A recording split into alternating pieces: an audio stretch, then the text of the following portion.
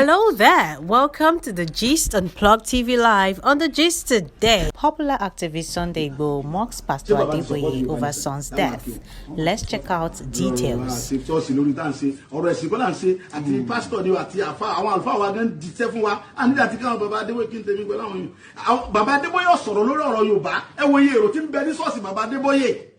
Sunday Adeyemo, aka Sunday Igboho, has mocked Pastor Adeboye of the Redeemed Christian Church of God over the sudden death of his son, Pastor Dare Adeboye.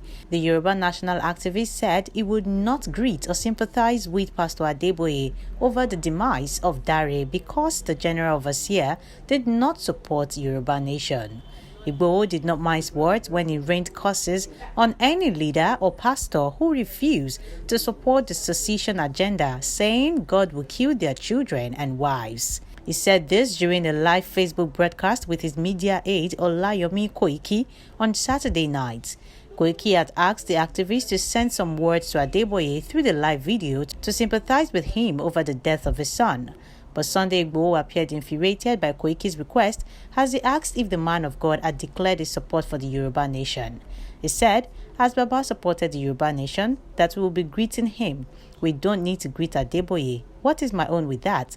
We are not doing church here. This is not religion. Well, guys, you need to check this out by yourself to come to a conclusion and let me know what you think in the comment section down below. Let's check out a video of Sunday Igboho's comment.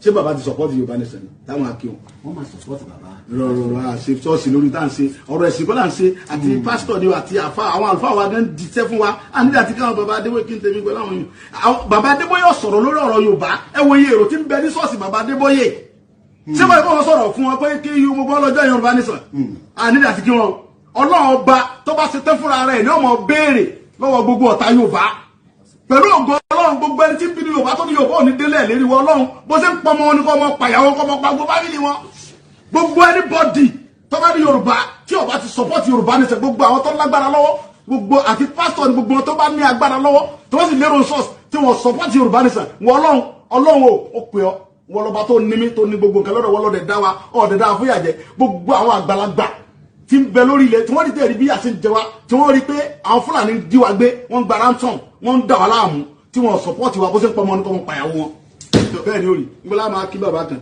And that's all the gist we have for you today, guys. Remember to like and subscribe to Plug TV Live before you go.